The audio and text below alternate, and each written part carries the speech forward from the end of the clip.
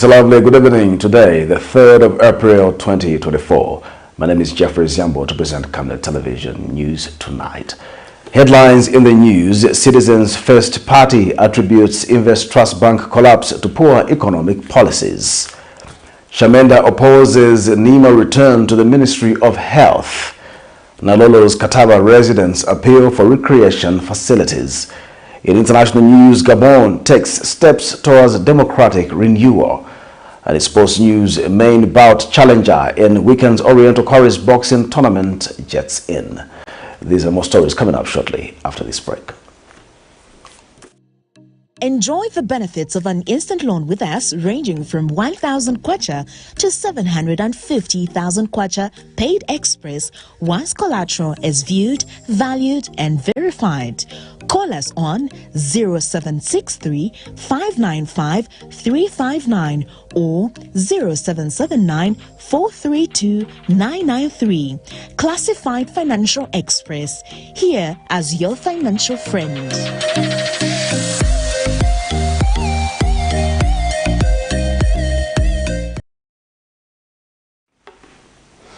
Hello again, the news in detail.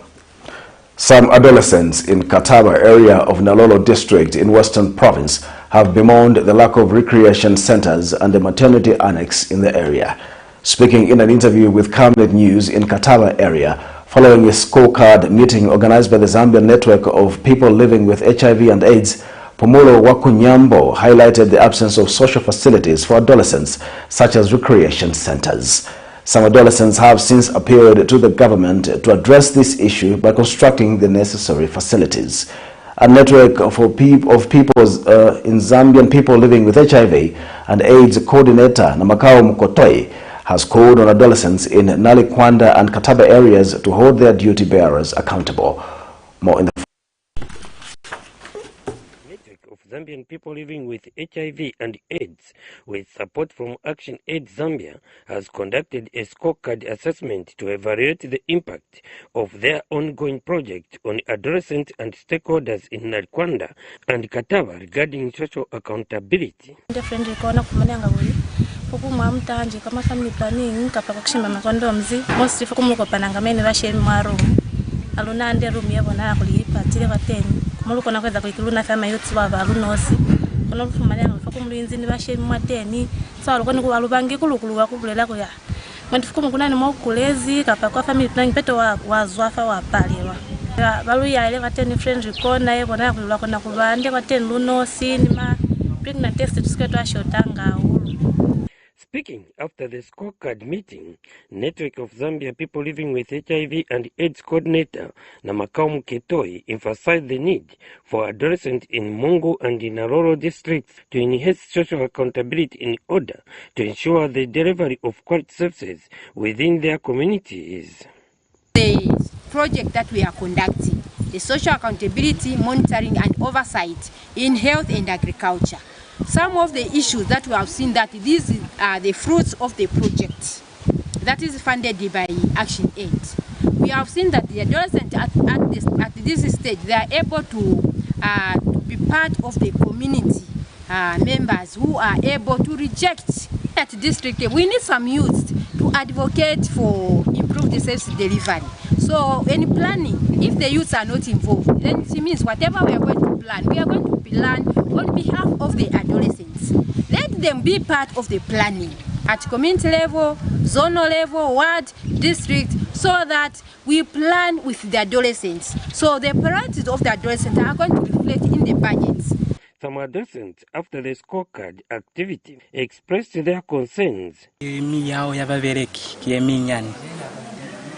Kulwafoni use friend likona aluna yemu miyao kwa pacha yabona babereki yemu yezi twekipula mtoizire masenke ni mamoskito ne charuna ne keli mama wadi yalu ni mama tenets kafia mana inge kwali lukola spatela lufumana lu problem kwa manani ni muyao wabanja youth friend likona ona kuli hakuna ma services ngata ma services kafela asuli kweza la fela mwaru muilimu ba family planning babata kutoshimba miliani ya HIV babata kuze okutotatu visa kilumu ili mwiba tusisa kuno kuli yewe bona uli challenge yewe bona kuli yalo kutisa mamulao na mayuti.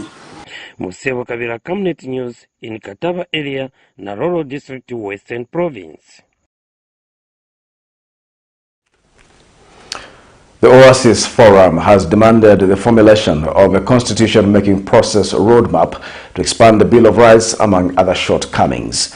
Oasis Forum interim chairperson Grace Sinkamba says the constitution-making process in Zambia is unfinished business, which has been hijacked in the past by narrow partisan interests detrimental to citizens.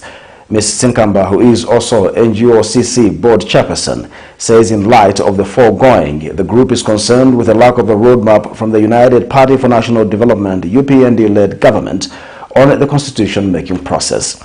She was speaking Wednesday morning during a press conference in Lusaka to announce the relaunch of the Oasis Forum, comprising civil society organizations, legal profession, and the church.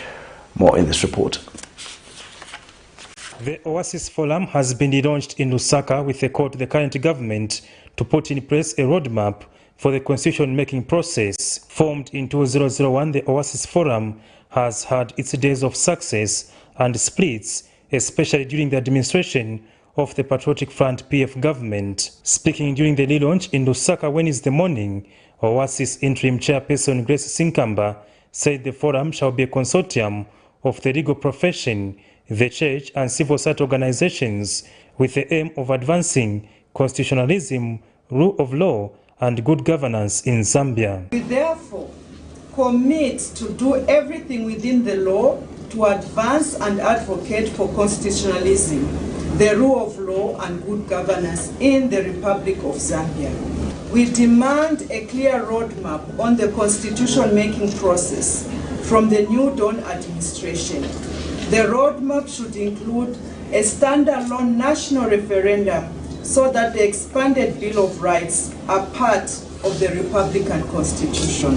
Ms. Sinkamba, who is also NGOCC board chairperson, says amidst the economic recovery efforts as well as disaster response efforts, constitutionalism should not be abandoned as it is a bedrock of good governance.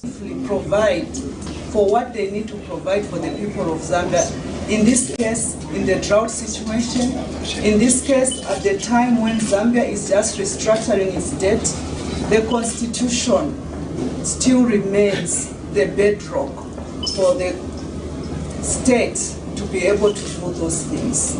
So we believe that the constitution-making process in Zambia is unfinished business. Meanwhile, Law Association of Zambia President Lungisani Zulu says contentious issues to be addressed in the Constitution have to be agreed upon by the majority of stakeholders, including members of the public.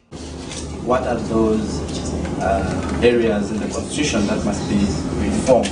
Must be consultative. It must not be one person sitting alone. It must be a collection of all of us, because the Constitution, as already indicated from the statement, is a document that is created, or supposed to be created, through consensus and by citizens of this country. Others in attendance during the relaunch were Evangelical Fellowship of Zambia through Executive Director Bishop Andrew Mwenda, Council of Churches in Zambia, CCZ in Secretary General Father Emmanuel Chikoya, and among others. Known for its staunch advocacy and criticism on governance ills, it therefore remains to be seen what the relaunch of the forum will bring forth. For Camnet TV News, Afias Kaptula, Lusaka. The Federation of Free Trade Unions of Zambia, FFTUZ, has embarked on a program to equip newly appointed board members with necessary skills to enable them effectively deliver their mandate. FFTUZ President Muyavwa Kabisa stresses that the training is key, particularly during periods of heightened relevancy of the labor movement. Meanwhile, Labor Commissioner Givens Mutengwa has urged the board to adhere to laws governing labor unions in the country. More in this report. Trade unions play a pivotal role in safeguarding the rights and interests of workers across various sectors in Zambia. By advocating for fair wages, safe working conditions, and equitable treatment, trade unions serve as a powerful advocate for social justice and economic empowerment. in an effort to equip the newly appointed board with the desired skills to effectively deliver their mandate, the Federation of Free Trade Unions of Zambia, FFTUZ, has launched a 2-day capacity building workshop commencing Wednesday, 3rd April 2024. Speaking on the sidelines of the workshop, FFTUZ President Muyawa Kabisa has noted the importance of training the board amid heightened competitiveness of the industry. The importance of this is that, we are living in a world that requires people to be equipped with knowledge and skill in order to deliver adequately their mandate. If people are not enlightened, they will not be able in whatsoever way to apply themselves to what is expected of them. So this is a very important program. After this one, tomorrow the executive board will convene for its first meeting to now look at the strategic plan of the Federation, how the programs of the Federation shall roll out, what priority areas, and so forth. What we want to see is a federation that will be able to function according to what is expected of it. Meanwhile, earlier opening the workshop, Labour Commissioner Givens Muntengwa called on the board to abide by the provided laws on labour unions in the country. In charge of the bargaining units, these will be the employers, employees. Then you'll be pushing your demand on the other side. Then they will make their position known. You are negotiating. So imagine if everyone was unionized. So in the morning you fire someone, you fire a member of the union. Then when you look at the procedure, say, wait, management has made a mistake. So in the afternoon, management sits to defend the rights of someone who has been fired. How is it going to work? It can't work, isn't it? So that's why there's a line. When you're in management, you can also not be in a union. That's why management is defined by those areas. You must have authority to hire and fire. You must have decision making in human resource, police matters, finances, etc. Yeah, so this is the beginning of your freedoms. Now, after the Constitution now provides for this, you now go to the Industrial and Labour Relations Act. Chanda Mwango for Camnet News in Lusaka. Former Minister of Labour and Social Security, Faxon Shamenda, has bemoaned the reverting of the National Health Insurance Management Authority, NHIMA, to the Ministry of Health. Speaking in an interview, Mr. Shamenda says the original plan of NHIMA to be based at the Ministry of Labour was aimed at avoiding the cluster in the Ministry of Health, which is characterized with audit queries. He says putting NHIMA under the Ministry of Labour was also premised on the ministry's experience in managing entities such as National Pension Scheme Authority, NAPSA, unlike the Ministry of Health, which does not have a track record. Details in this report. Former Minister of Labour Faxon Shamenda has opposed the reverting of National Health Insurance Management Authority NHIMA to the Ministry of Health. The moving of NHIMA to the Ministry of Health from Labour has been received with some stakeholders, including former Minister of Health Dr. Chisaruchirufya and the Federation of Free Trade Unions of Zambia, FFTUZ. Scheme that includes all the citizens, the general citizenry, regardless of whether they are workers or not, they are in the private sector, they are in the entrepreneurship. NHIMA is all inclusive, and to take it as a preserve of workers, it was wrong. Mr. Shamenda, who is former Labour Minister late Michael Sata's government, is however of the view that the Ministry of Health is too big to be added another burden of managing NHIMA. Speaking in an interview, the former minister says the original purpose of NHIMA was to be based at the Ministry of Labour, given its experience in managing NAPSA. The Ministry of Health is too big, and it has got serious accounting problems. They don't have the capacity. You are just giving them more resources to misapply, at the lack of a better word. That's why Dr. Kasonde was very emphatic to say this should be handled by the Ministry of Labour, not because it is under the ministry per se, but it is because the Ministry of Labour is the one which looked after the social security.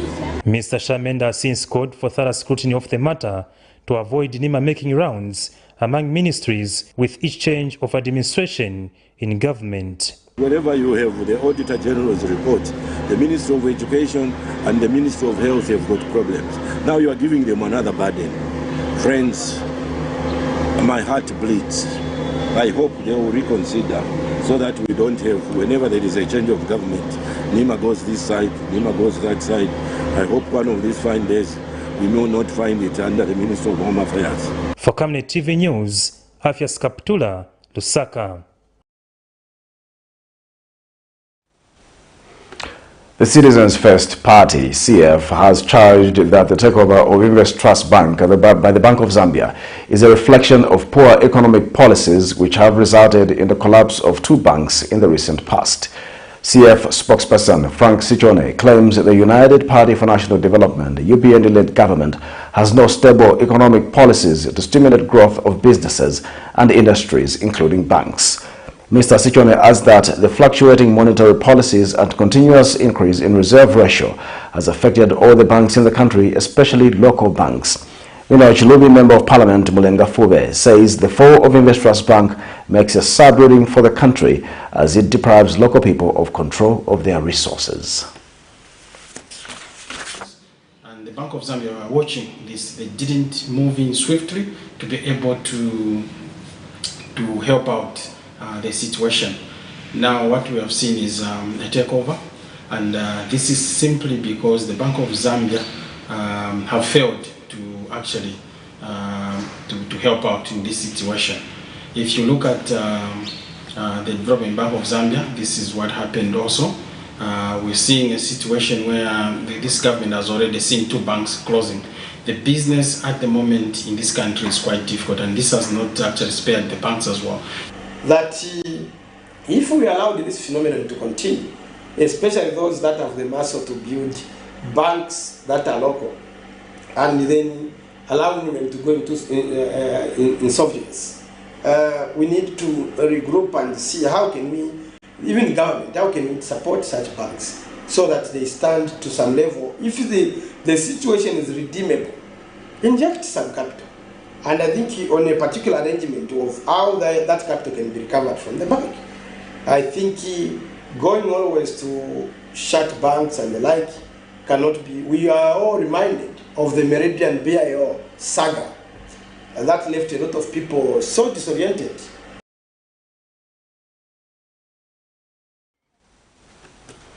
Economists have welcomed the government's plans through the Zambia Revenue Authority, ZRA, to establish a mine taxing department. Speaking in an interview, Mr. Trevor Hambai says taxing mines as a separate entity is a good initiative that will ensure visibility of taxation flow. Another economist, Mr. Yusuf Dodia, says the separate taxing of mines is long overdue, adding that the department will help ZRA monitor the sector and get maximum revenue. Minister of Finance and National Planning, Dr. Stumbekom Sokotwane, recently revealed plans to establish a dedicated mine taxation department at ZRA. Here's a report.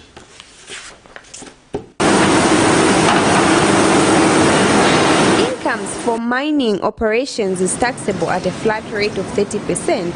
The normal rules which are applied to compute the taxable businesses, profits for other businesses are also applied in computing the taxable mining income for companies engaged in mining operations. This is according to a report by Zika on the taxations of mine. To further enhance generation of revenue from the mines through taxes, Ministry of Finance and National Planning, Stumbekom Sokotwane, recently announced that the Zambia Revenue Authority, ZRA, is in the process of establishing a department meant to tax the mining sector. The announcement has eluded economists, calling it overdue. Trevor Hambai says the move is commendable as the initiative will ensure visibility and taxation flow. Get compliance. We need to be able to align the mining tax base to be aligned to the country's tax regulations, because right now individuals are paying more tax than the mines. And this is not. Another economist, Yusufu Dodia, has hailed the development, stating that the department will help ZRA monitor how the mines are being taxed. Tax collection, which I think is very, very necessary and long overdue, so that they can monitor how the mines are being taxed and whether the mines are declaring the proper profits or proper exports and so forth, so that the government can get its fair share of taxation. And I hope that this unit will work very, very professionally and very diligently. I'm also hoping that the export proceeds tracking framework, which government launched on the 1st of January 2024, is going to be functioning very viably to assist ZRA in collecting taxes.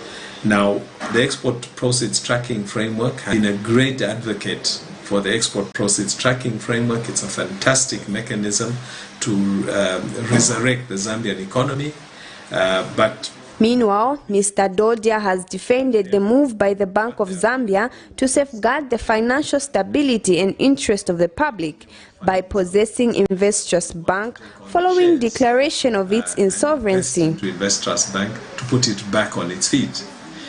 Failure to do so would mean that the bank would go into receivership. And going into receivership means that the bank collects all the monies that are owed to the bank by borrowers, those who borrowed money from the bank, who got loans, who got overdrafts, and after collecting that money, pay off all the depositors who had deposited money in that bank, and then begin to pay off the other creditors, Zambia Revenue Authority, NAPSA, rentals that have to be paid for the branches they have, whatever services they owe money for. They'll be able to clear all those, and then eventually the bank would be wound up, and of course the license withdrawn.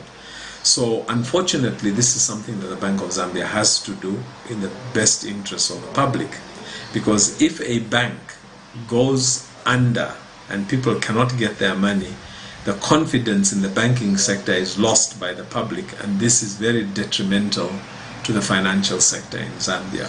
So the Bank of Zambia has a responsibility to protect the financial sector through. Prudence Chibwe for Camnet TV News, Lusaka.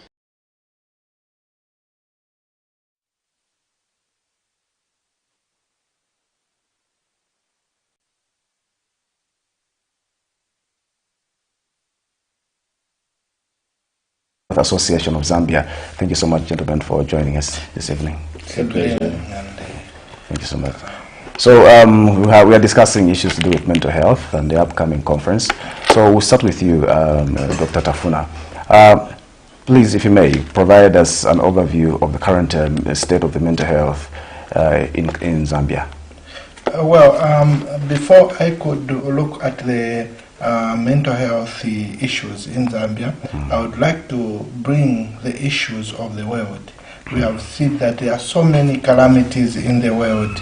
There are wars, there are natural disasters and others. All those have got a big impact on our mental health.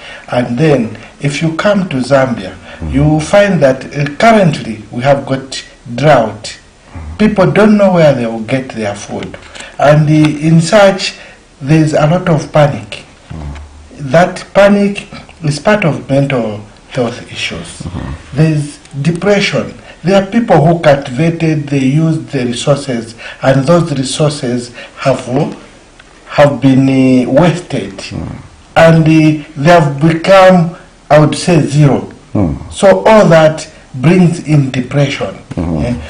Therefore, we have got a lot of mental health challenges in the country, such that mental health is very cardinal to discuss. Sure. So coming to you, Dr. Piri, what are some of the common mental health challenges people face, and how can they seek support for these challenges that they might be going through? Well, the huge challenge that a lot of people who suffer with mental health issues is lack of access to medical attention. And this could be due to the fact that there's stigma associated when it comes to mental issues to do with mental health. At the same time, we have issues where you have no access to institutions themselves. Institutions are limited, and of course, you need qualified staff who are going to, attend to these people with the health challenges. Now, if you are to ask on grounds of children, do we have a psychiatric hospital? The answer is no. This is one of the challenges. And to make it worse, we are seeing boys and girls who are angry in this country. And why is it so? Why is it that we are having issues of junkies today? If we go retrospectively, we look at 2 decades ago, we never used to have such kind of things. Where have we missed it? So, in terms of seeking support, I think we seriously need to unmask some of these issues.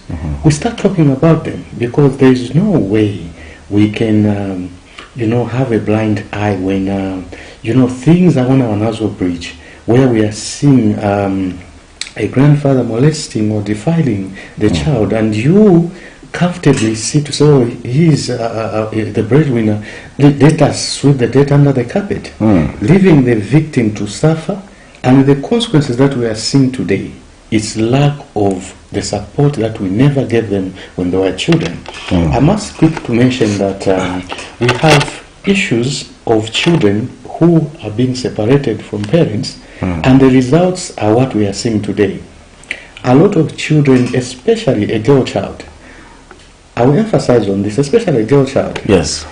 We are seeing prominent girls who are on social media today lamenting of certain things that they've been molested before. A lot of things have happened. Why? Where was the parent? We're not blaming any parent, but these are issues that have to do with parenting also. So we need to give support, and this support needs to come starting from at home level, community, and we need support from the government. And it suffices to mention that the head of state is in support in terms of the mental well-being of every Zambian. Issues to do with alcohol, issues to deal with depression, issues to do with youths being called junkies. All these are things that we need to focus. Fight the stigma. Let's have access to these health services that we're supposed to have in a country. And support, of course, has to come from the government. Okay, so when you mention support, just briefly, what type of support are you talking about, really? Is it counseling? Is it, just information dissemination on issues to do with mental health and how they can be avoided? What exactly? We are talking of issues to do with the information. We need to give information to the general public. A lot of people, they don't want to associate themselves with mental health issues. We need other stakeholders. Right now, if we are to talk about issues to do with suicide, it's people like me who are committing suicide. Why is it that we are seeing, you decapitate the head of a child over NHIMA? Why? It means we are not doing something right. So it needs from the home level, community, and even at church level. These are issues that we need to discuss. We need support from the government. Oh, yes. We don't have rehabilitation centers here. Okay. So really, in terms of the support, we need support from each and every stakeholder who means well over this noble cause. Okay. So coming to you, Dr. Tafuna, are there any specific populations in our country, for instance, or groups that are more vulnerable to mental health than others? And if so, how can we ensure that they receive the adequate help and that is needed for them? Yeah. Well, if we look at mental health, all of us are prone to mental illness, whether rich or poor, whether the level of your status, we are prone to mental illness. However, if you look at mental health, it is our human right. We have the right to good mental health. But what we have seen is the way Dr. Pili has said, there is a lot of stigma, and mostly self-stigma. A lot of people refuse to say that they have a mental health challenge. Some of them refuse even to bring their children for mental health therapy, thinking that immediately I step in NHIMA, that means people will look at me in a negative way. But I would like to say that each and every person has a degree of mental illness, so depending on the situation. Because what one understands about me, the other one might not understand. So we should not look upon our friends who have mental health challenges. Let us support them. We listen to them. We should not be judgmental. How do we destigmatize? I know you've just mentioned a few areas we can use in terms of, destigmatizing, but in your view, what should society do? What should we do to destigmatize the issue of mental health, which is such a problem? We should take mental health like any other illness. You see, if a person is discharged, let's say from NHIMA to a home, if he goes there, people don't receive that person. But if a person is discharged from UTH, you find that people are full in a home going to see, oh, this person was admitted. But how is it like that? So we need the community, we need the public to come and support people with the mental health problems. Because we know that if it is the child of one person, tomorrow it will be my child. The way Dr. Piri said that there's poor parenting these days, you will find that from morning to evening, all the two parents are out of the home. And where do they get the models from? From the people that you don't expect even to teach your children. You find that a child is less than maybe 2 years. They take the child to a nursery school. At 2 years. Because at that age, according to psychology, there's a stage which they have to pass through. But if you take the child to a nursery school at that age, you find that the child will be bullied. The child will not understand why you are separating itself from you. So what you find, this child will be a stubborn child in a home. Will be a child who will not have regard, can insult, can go at every corner and write an insult just to, he'll be like a hater. So these things we need to see and try to take care of the children. We support the children because they are the people who rule this country.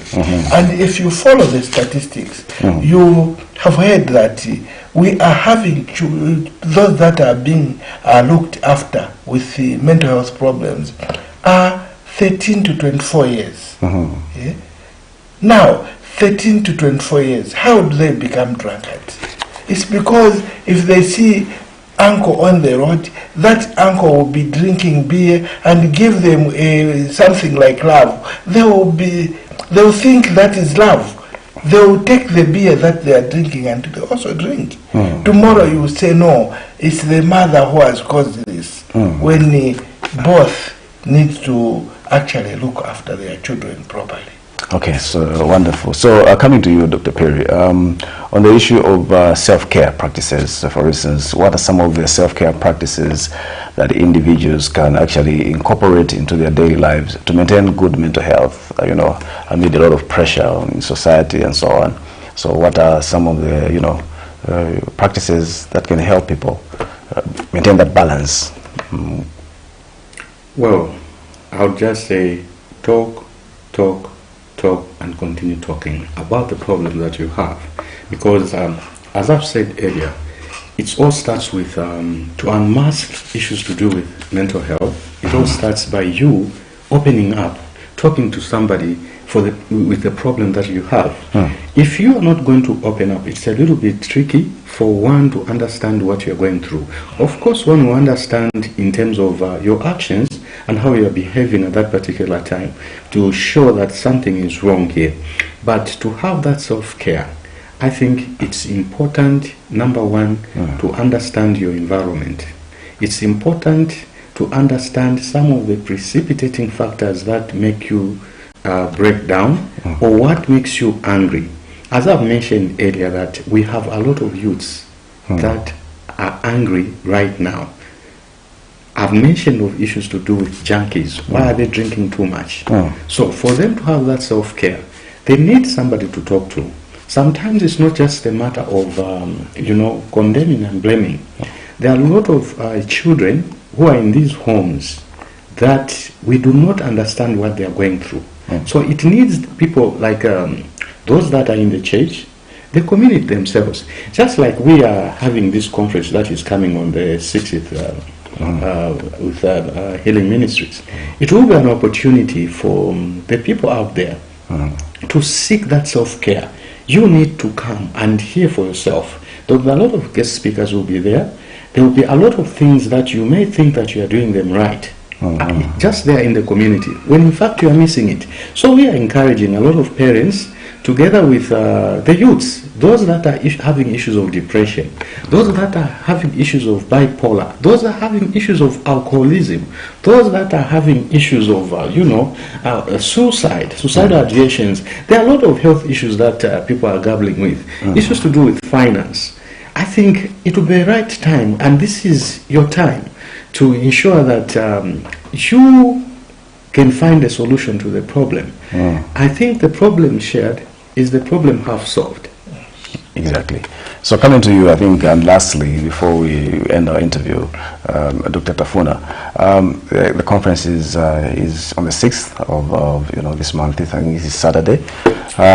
What should attendees, what can they anticipate in terms of the forthcoming Mental Day conference, health seminar, scheduled for the 6th of April?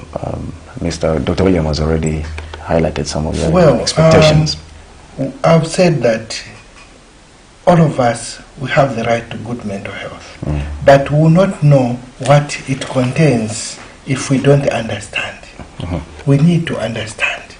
Like in the church, you say that the gospel cannot be understood unless it is preached. So if people come, who come and share experiences, there may be items that we take as though they are good practices, but in the end, they bring issues in our homes. I can allude to some. Some people see it very normal in homes. A wife has her own bedroom, a husband has his own bedroom. And they live there. Sometimes they don't talk to each other, they don't eat together. But just because of people, they want to be seen as if they love each other. That's the mental health issue. There's separation there. So during that day, people will come and learn the good practices. Those good practices will bring joy in the churches, in the homes, and everywhere. We have seen in our churches, some people just stop coming to church. And we say this person is a backslider without knowing that they've got issues. No one even pretends to visit them. So this seminar will be able to bring some of the signs and symptoms that we can be able to understand and help each other. Okay, wonderful. Yes. Dr. Perry, just briefly, your expectations, for the attendees, what they should expect, just from your words in brief, please. I think this is just a tip of an iceberg of what we just discussed here. There are a lot of issues that we need to discuss on that material day, because I'll tell you that there are a lot of things that are going on outside there in the society, and we want people to utilize this opportunity to have a technical know-how on how to handle certain issues, how to handle your children. You may be thinking that your child is just a problematic child, when in fact not. It's just the skill that is lacking there and how to handle them. You have to just come. This is just a tip of an iceberg. Come on the 6th. There are a lot of speakers who will be there, and it will be helpful for your family. Thank you so much. Thank you so much, Dr. Perry. Thank you so much, Dr. Tafuna, for your time. We appreciate your time here on Camnet News. Thank you very much. Thank you so much. That was Dr. Perry and Dr. Tafuna, who are with us, joining us to talk about the upcoming conference on mental health and what to expect, and just give us just a bit of what to expect. Thank you so much. We'll take a break and we'll be back with more news shortly after the break. Are you looking for a reliable and efficient courier company with international standards? Then let UBZ Courier, your trusted partner in swift and secure deliveries, be your ultimate choice. Whether it's a small package or a hefty consignment, UBZ Courier handles it all, locally and internationally. Our modern call center ensures personalized attention for every client. For seamless deliveries within Zambia and beyond, trust UBZ Courier. Call us now on +260-763-062-680 or visit us at plot number 15 Mwapona Road, Woodlands, Lusaka, Zambia. UBZ Courier, a world-class brand that can be trusted. Potatoes, the unsung heroes of flavor.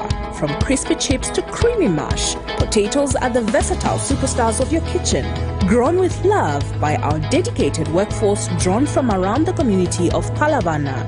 Savenda Farm's commitment is to see to it that we have potatoes that are grown right, healthy, big and tasty. For that quick fix or big celebration or that meal that brings family together, top chefs rely on the Savenda potato to create culinary masterpieces. And for others, it's that icebreaker to a delightful conversation. So, embrace the magic of Savenda potatoes. They're not just a side dish, they're the heart and soul of your kitchen. Savenda, save nations, develop Africa.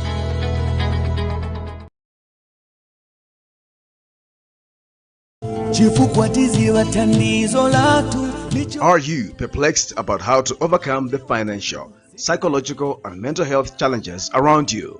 Well, worry no more, because help is here. The Healing Word Ministries International, in conjunction with Camnet TV, cordially invites the general public to a one-day seminar on mental health challenges and mental wellness solutions for individuals, families, the church and society. Speakers include Dr. William Perry, President, Mental Health Association of Zambia; Dr. George Tafuna, psychotherapist, NHIMA National Mental Health Hospital; Mr. Friday Salamo, Senior Mental Health Officer, the Ministry of Health; Professor Michael Munkumba, Executive Mentor and Life Coach, Mihachi Group; Bishop Peter Tanda Molenga, Presiding Bishop, Christian Word Center International; Pastor Lizzie Dakambozi, President, Aglo International; and Dr. Evans Perry from the Spirit of Faith Ministries. The venue is at the Healing Word Ministries International Church in Ibex Hill, Lusaka, on the 6th of April 2024 from 0830 hours to 17 hours at only 250 kwacha all round, food inclusive. Guest artist Ruben Kabwe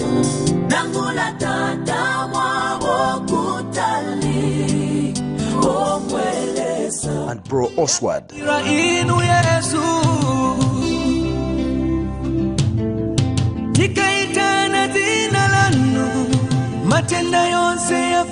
Dr. Nevis Mumba will be our guest of honor for this event.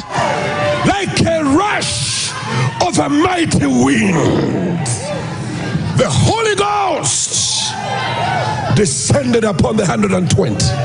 You can get your tickets from Camnet office in Ibex Hill between 08 hours and 17 hours, or you can buy via mobile money on 0962 965883 or 0979 753010. For more details, you can call 0962 965883 or 0979 753010. Don't miss. See you there.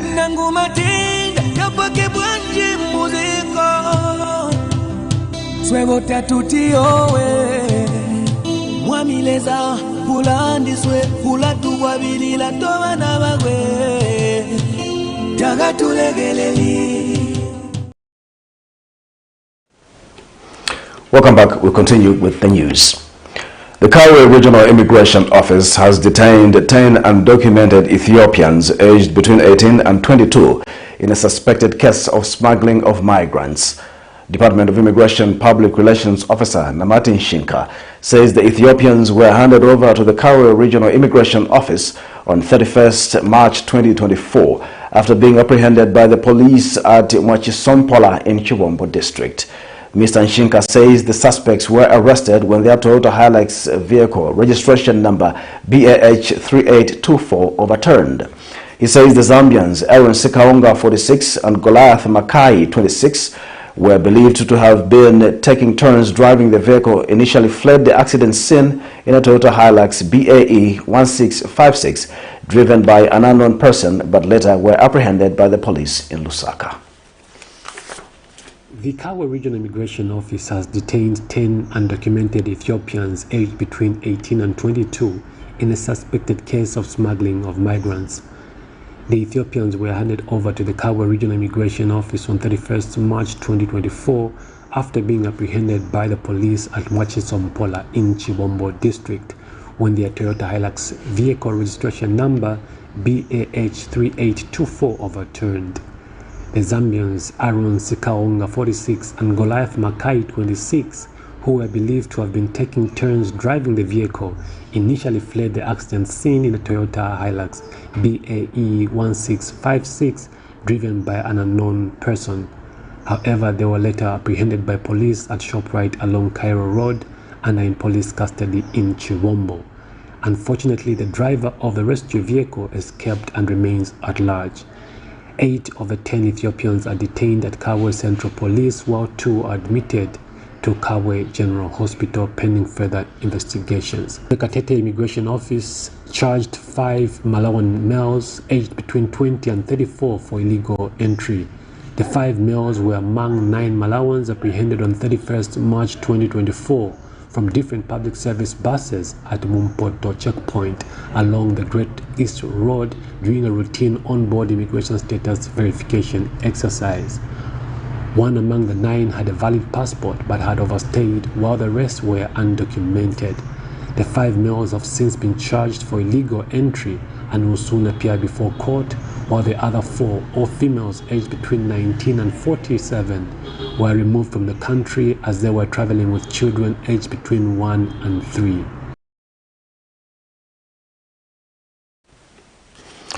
The Media Institute of Southern Africa, MISA Zambia chapter, has called on government to operationalize the Access to Information Bill following its assent by Republican President Hakainde Hichilema last year. In an interview with Camnet News, MISA Zambia National Director Austin Kayanda emphasized the necessity of establishing mechanisms to ensure the bill effectively fulfills its purpose within the country. Mr. Kayanda stresses that government should put in place measures to educate the public on the implications of access to information to enable them utilize the piece of legislation. Here's a report. The assent to the Access to Information Bill in Zambia marked a significant milestone towards transparency, accountability, and good governance after over 20 years of the public and various stakeholders pushing for the agenda. The bill, which was assented to last year by Republican President Hakainde Hichilema, excited many stakeholders as it marked a change in the democratic space of the country, guaranteeing citizens the right to request information which is in public interest. However, the bill, since its assent, has not been fully actualized. The Media Institute for Southern Africa, MISA Zambia, is urging the government to operationalize the bill if it is to serve its purpose. Zambia is very grateful to His Excellency Mr. Hakainde Hichilema for assenting to the bill for access to information. As you know, the Access to Information Bill basically is a brainchild of MISA. We started from this office advocating for the freedom of information. And this is the piece of registration we have been fighting for the past 23 years. We are happy that now it has been assented, it's law. However, that bill, as much as we appreciate that it's law, it hasn't been operationalized. We need mechanisms so that the bill can start to operate. Mr. Kayanda has further called for the enlightenment of the public on what the bill entails for them so that they can make choices from an informed viewpoint. And not only that, we need the government to come in full force to sensitize the people so that they are able to utilize this bill. This is a bill not for journalists, it's a bill for every citizen so that they are able to access information and make informed decisions that will better their lives. Chanda Mwango for Camnet News in Lusaka. Malumbilo community members in Kaoma district who were covering a distance of 43 kilometers to access medical services have praised government for constructing the first ever health facility in the area. The locals cited a number of challenges such as community childbirths and people dying on their way to the clinic. Kaoma Central Member of Parliament, Brigadier General Morgan Sitwala, says the local authority has so far built 2 clinics in each ward and more will be constructed. We have more in this report. Access to quality healthcare services has for the longest time been a challenge for the people of Malumbilo area in Runyati ward of Kaoma district. Owing to this, the area has been witness to home deliveries and deaths because of the lack of a nearby health facility. It is said that the residents are subjected to travel a distance of about 43 kilometers just to seek healthcare services. In light of this, Kaoma Town Council is handing over a health facility together with a staff house and a solar-powered water reticulation system. 2 clinics in each ward. And by end of this year, one of our biggest wards, called the Chitwa, is going to have 3 clinics. This is how we are attending to the population to ensure that each and every citizen in our constituency can be able to access hospital facilities. Funded by the government under the 2022 Constituency Development Fund is in response to the healthcare challenges previously faced by this community. The brand new clinics are standing in front of us is therefore an honor to the promises we made as government to ensuring access to quality health services for every citizen of Zambia. Receiving the facility on behalf of the Ministry of Health is Kaoma District Health Director, who shared some challenges this area was facing. The situation have rendered our staff from Bunyati very difficult challenging to reach and provide services here at Malumbi, but also community here to travel all along the 43 kilometers to go and seek for health services. Kaoma Town Council Chairperson Tauzeni Libinga has implored the locals to desist from vandalizing the infrastructure. Sibakune muzamanga msipiri emitele kuzwafa kuyakonya tinchwan haka inde obulezikuri msipiri yeo aisana hape kubate nikuzwatwa kako disipatela sitile mitwale ni ambola kuli mina batu ya Malumbilo mubaba ele sipatela se kakuli stila mazo amina. This development has cheered community members as it will reduce the distance covered in seeking healthcare services. Ndaku ya kusipatela kuzamaya konji 43 kilometers. So nofumani akulilo apepera mwanzira kamba batu batimelera mwanzira. Alwaitumela kwa musokuli. Waekeze pili kulutusa kwa manyando aluinzi kaona. Chanda Mwango for Camnet News. We take our second break. Join us for international sports news shortly after the break. Enjoy the benefits of an instant loan with us ranging from 1,000 kwacha to 750,000 kwacha paid express once collateral is viewed, valued and verified. Call us on 0763 595 359 or 0779 432 993. Classified Financial Express, here as your financial friend.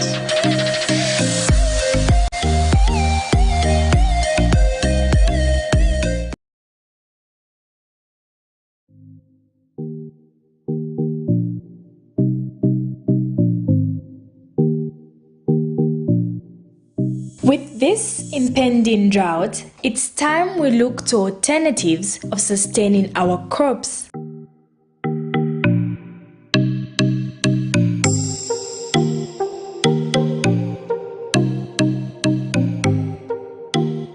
We at as ISDP are promoting irrigation and water harvesting as the solution to challenges posed by climate change. Watch our 13-week series as we unfold the solutions for our crops. Catch us every Monday at 2040 hours, repeats every Tuesday at 1910.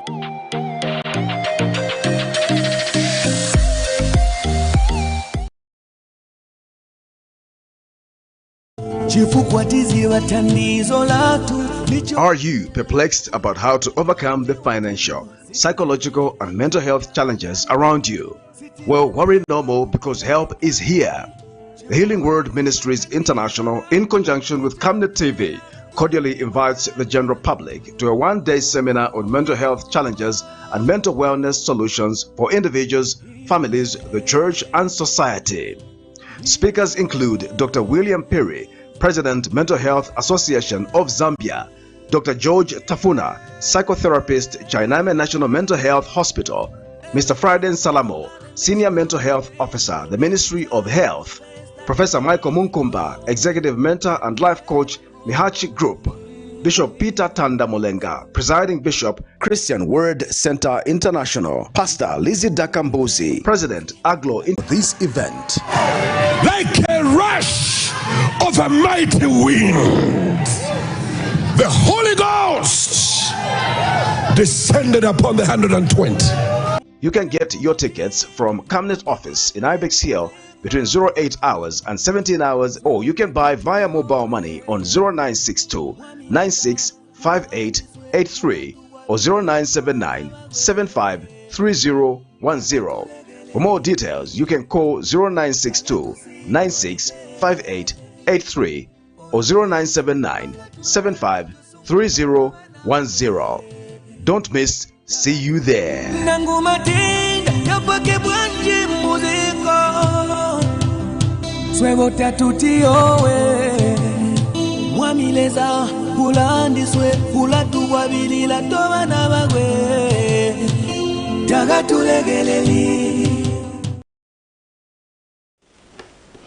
Welcome back. And now in foreign news, in a monumental move marking a significant shift in Gabonese politics, the nation has embarked on a national dialogue aimed at revitalizing its democratic institutions after 54 years under the Bongo dynasty. The dialogue signifies a crucial step towards fostering hope for a brighter future in the country.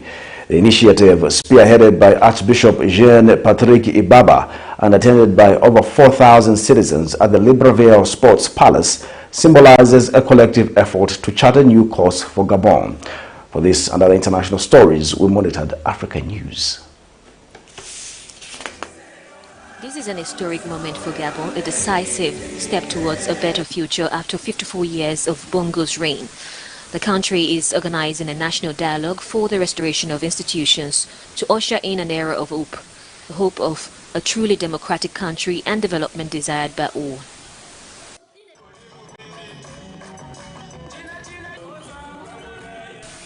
We have here a historic opportunity to leave to posterity a fairer, more fraternal and prosperous Gabon.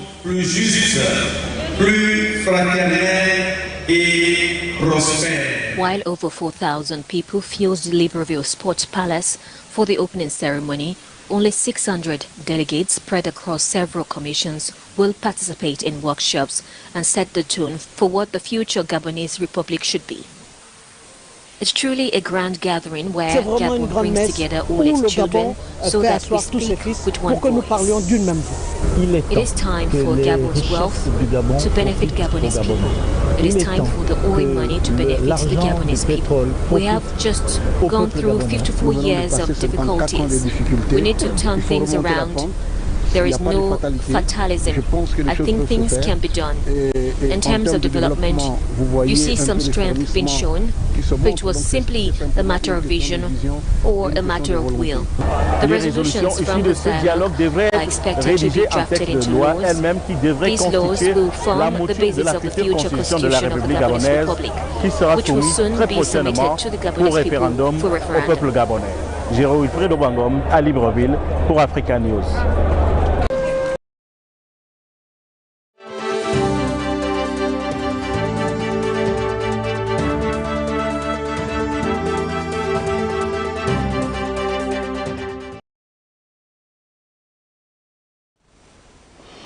And in our sports news tonight, Kenyan boxer James Mugeni, the contender in ABU Championship bout against the reigning champion, Zambian-based David Sniper Mwale, has arrived in the country. Mugeni arrived in Lusaka around midday at the Kenneth Kaunda International Airport. Speaking shortly after arrival, the challenger officially declared himself ready for the Saturday showdown at Government Complex. Oriental Quarries boxing promotions manager Christopher Malunga, among other officials, were on hand to welcome the boxer. Earlier in the week, Oriental Quarries boxing promotions declared itself ready to host this week's championship tournament slated for Saturday at Government Complex in Lusaka. That boxing story brings us to the end of our news tonight. The top stories once again as we go. Citizens First Party attributes INVESTRUST Bank collapse to poor economic policies. SHAMENDA opposes NHIMA return to the Ministry of Health. NALOLO'S KATABA residents appeal for recreation facilities. In international news, Gabon takes steps towards democratic renewal. And in sports news, main bout challenger in weekend's Oriental Quarries boxing tournament jets in. Our Camnet verse of the day is coming from the book of 2 Thessalonians chapter 3 verse 13. And as for you, brothers and sisters, never tire of doing what is good. My name is Jeffrey Ziambo. Thank you for watching Camnet Television Main News. Good night.